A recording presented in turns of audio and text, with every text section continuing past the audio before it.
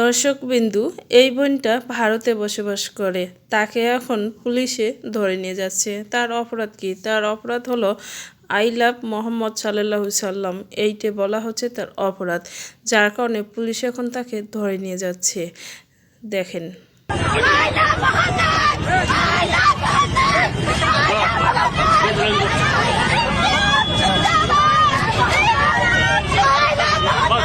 বিসমিল্লাহ বলিয়া আমি শুরু করছি ভাই। সকল দেশের মুমিন মুসলিম এই ভিডিও চাই। মুসলিম ঘরের সন্তান আমি, সবার প্রতি সালাম। নবী রাসূলের উম্মত আমি, আল্লাহরই গোলাম। ইসলাম নিয়ে বলবো কথা, একটু শুনে যাবেন। মুমিন মুসলিম এর প্রতিদান ইনশাল্লাহ পাবেন। শেয়ার করবেন উড়াধুরা, লাইক গণহারে, যাতে করে সবার কাছে পৌঁছে যেতে পারে।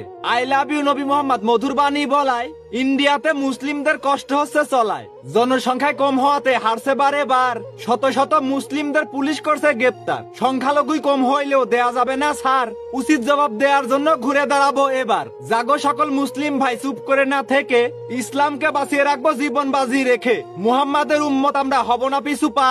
আই লাভ ইউ মোহাম্মদ বলে দিতে হবে ঘা। 1400 বছর আগে থেকে নমরুদেরও দল ইসলামকে দমিয়ে রাখবে, করতে চাইছে কবল।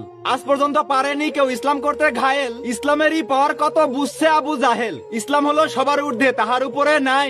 আল্লাহ আল্লাহ নবী প্রেমিক ইসলামের সৈনিক হয়। বীর পালোয়ান নবীর উম্মত পায় না কোনো ভয়। যুদ্ধের ময়দানে কল্লা কেটে ইসলাম হয়েছে জয়। ইসলামেরই বিরোধী করছে এই জগতে যারা, ভুলে গেছে তারা মুসলিম জাতি গর্দান কাটায় সেরা। ইসলামের জন্য জীবন দেব, মোহাম্মদ লাভ ইউ। আল্লাহর গোলাম আমরা সবাই, সব সময় ভর ইউ। সকল দেশের মুসলিমদের করছি আহ্বান, ইসলামকে বাঁচিয়ে রাখবো, রাখবো নবীর মান।